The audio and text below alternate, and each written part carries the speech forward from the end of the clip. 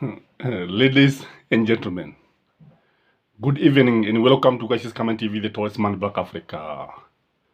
Kama kuna watu wamepigwa na butwa, kama kuna watu wameshagazwa, kama kuna watu who have been left speechless, it is the hustlers. It is the people who voted for William Samwel Ruto. It is the people who had put their hope in William Samwel Ruto.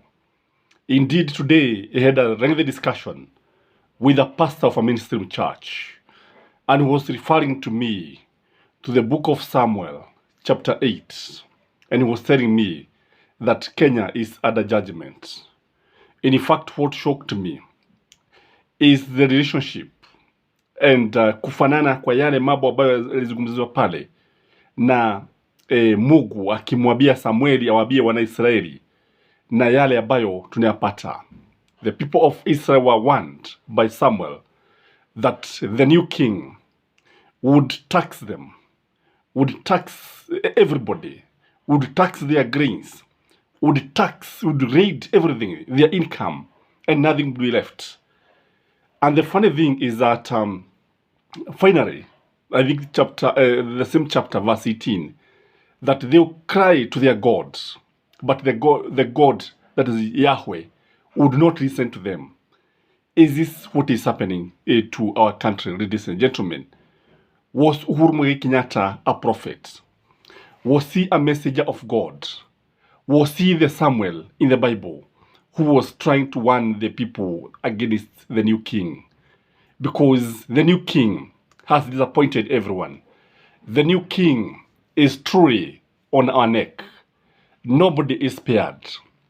Unapoangalia kwa mfano watu kama watu wa bodaboda, majority of the bodaboda people have moved out of business. Ni fact wameshindwa kuendeleza biashara zao. Wengine wameuza pikipiki zao. Because you see, what they were promised by William Samwel Ruto is that he was going to lift them up and they would be able to buy tuk-tuk.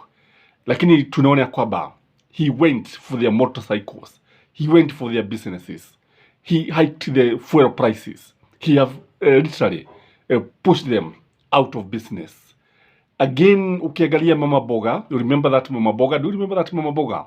Who was in the front line? And you remember when William Samwel Ruto was taking his nomination papers to the IBC, na alikuwa pale tuniona akiwa ameongozwa na Mama Boga. Mama Boga siku hizi akijaribu kumpigia au haonekani mahali popote.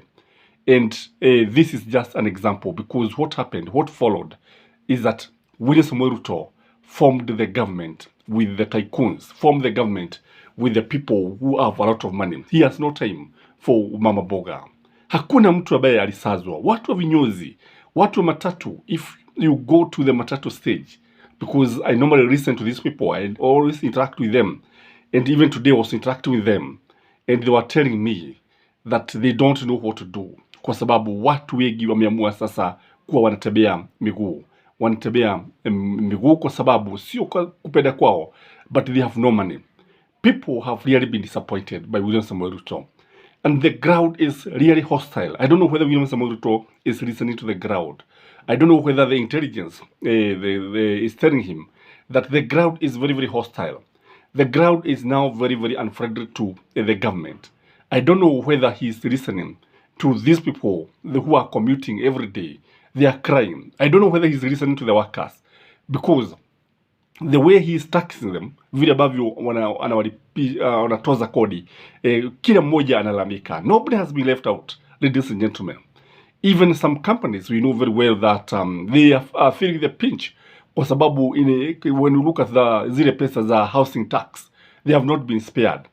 When you look at exactly what also Mother Karua was telling Kenyans, kwamba tukichagua hii serikali ya William Samwel Ruto, tutaingia kwenye shimo ambalo itakuwa vigumu sana kutoka. Kusema kweli, Kenya imo ndani ya shimo, kama tuliyosema katika video nyingine. Tumejipata katika shimo, and only God can save us. But you see now, God said he is not going to listen to us.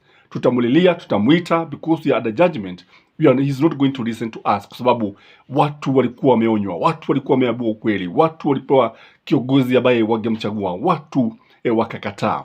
When I was listening to the National Commission on Integration, the National Cohesion on Integration Commission, something like that, they said that they are not going to ban the name Kagege kwa sababu haoni haja kutaja lile au kulipiga marufuku lile jina Kagege. Kagege ni jina ambalo linatumiwa kuwarejelea watu wa Mlima Kenya, na nikaambia kwamba siku hizi unasikia siku hizi hata wakiitwa the Gege Nation. It is not a good name if you ask me.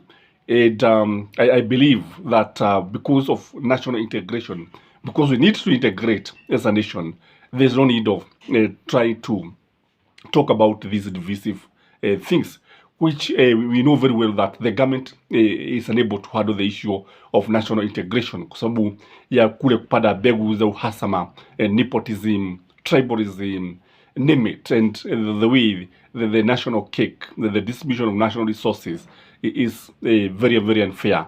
Now the way the constitution is being trampled by the ruling elite. Kwa hivyo watu wametamauka, kusema ukweli, watu wameshagazwa na hii serikali, and I don't know what the government is going to do, kwa sababu Raila Amolo Odinga yeye mwenyewe ameamua ya kwamba hakuna wakati mwingine ambapo ataitisha maandamano, not anytime soon. And I know the reason why he is not calling maandamano is because of number of reasons. Number one is because he knows very well that William Samoei Ruto's government, especially the policemen, are very brutal, and they are going to maim many people, and they are going to kill them, and they are not going to spare them. They are not going to respect the constitution, and it is the monarchy who is going to suffer. And he also knows that many people are not coming out or are not coming out for maandamano, for demonstrations. It is only one community that was leading. Kwa sababu unajua kulingana na Raila Amolo Odinga, kama watu viongozi wengine wangetoa watu wao kutoka sehemu zote, I can tell you William Samoei Ruto could not be treating Kenyans the way he is treating them. Kwa sababu when you look at it, he doesn't care mfanye vile ambavyo mtafanya, mtadu. That is the language, that is the attitude that we are seeing in Kenya Kwanza. Tunaona ya kwamba kuna mambo mengi ambayo yanaendelea kote nchini, lakini ukitazama vizuri sana utaona watu wetu pale hawana la mno, hawana la kusema. Si ajabu basi unaona wengi wakilia, wengi wakilalamika, wakisema kwamba bei ya kila kitu inapanda kila uchao, kodi zinagezwa kila uchao. And today many people are even disappointed that we have the taxmen on the ground. KRA is actually literally on the ground, and Mama Boga is expected to pay 3% of his of his sales, whether you are making profit or not. That is the truth of the matter. And hili ni jambo moja balo limeleta mtafaruku mkali sana, jambo balo limeleta mjadala mkali sana katika mashinani. And that is why I'm saying, if William Samoei Ruto is getting information, what is happening in the ground is not very, very friendly to the government. What the people are saying is that people are tired. People are already tired by this government. People are already feeling the pinch. And it is also very important to realize that the finance bill has not been fully implemented. I don't know what is going to happen when the finance bill is fully implemented. And it is also important to realize that that chapter that talk about taxation, the way the new king will tax the citizen, is very, very relevant to us today. And I would wish, ladies and gentlemen, take that time. Take your time. Take your Bible. Read Samuel chapter 6. Read the whole chapter, especially from, I think, verse 15. I think verse 15. That is where you see the issue of taxation being discussed very well. And when you look at it, then you try to reflect what Raila Amolo Odinga was trying to do. Because Raila wanted to save the country, by the way. Because what Raila had promised the country is the opposite of what William Samoei Ruto is doing. Because Raila Amolo Odinga had promised the country that he was going to give free education right from nursery school all the way to the university. But this is not what is happening to according to William Samoei Ruto. He had promised that he was going to even give stipends of Kenya shillings 6,000 to unemployed. But William Samoei Ruto is raiding everyone who is getting anything, because what is happening now, we are killing businesses. Tunaua biashara zetu na watu wetu sijui tutafanya nini. Tumemalizwa jameni. I don't know what you think, but from where I sit, I'm telling you, the ground is very, very hostile. How it will end, only time will tell. This is your host, Gachie Skyman, the tallest man in Black Africa. Ladies and gentlemen, I ask you just one thing. Give this video a like, and if you're not subscribed, kindly subscribe and have a lovely evening. Bye-bye.